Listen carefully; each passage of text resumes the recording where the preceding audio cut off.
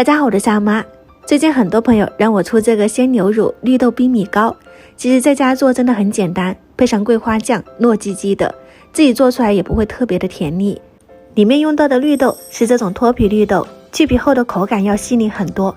用热水泡1个小时，放进开水锅里煮上10分钟，提前给它煮熟，这样夹在中间，就算放冷了也不会发硬。我们先放到一旁冷却备用。再来准备糯米糊，500克的糯米粉，再加入100克的藕粉，50克的白糖，700毫升的鲜牛奶，给它搅拌混合。加入藕粉可以让它口感更糯香。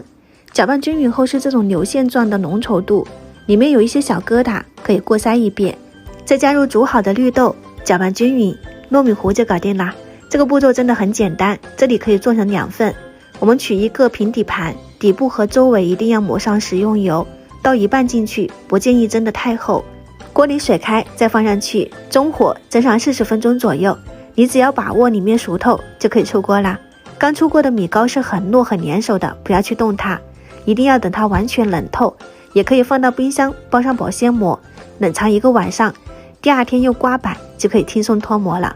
这个状态是冷藏过1个晚上的哦，也是很软糯的。给它切成小方块就可以开吃了。刚从冰箱拿出来，冰冰爽爽的，夏天吃真的特别的适合。这个真的可以一次性多做一点，包上保鲜膜放到冰箱冷冻。你想吃的时候提前10分钟拿出来回温，一样软软糯糯的，而且单吃这种甜度是刚刚好的。如果想要更甜，搭配一些桂花酱就更好吃了，还有桂花香。对于糯叽叽的甜品美食，我真的抵抗不了。如果你也想吃，可以点赞收藏起来试一下。喜欢我的视频记得关注我哦，我是夏妈，我们下期再见。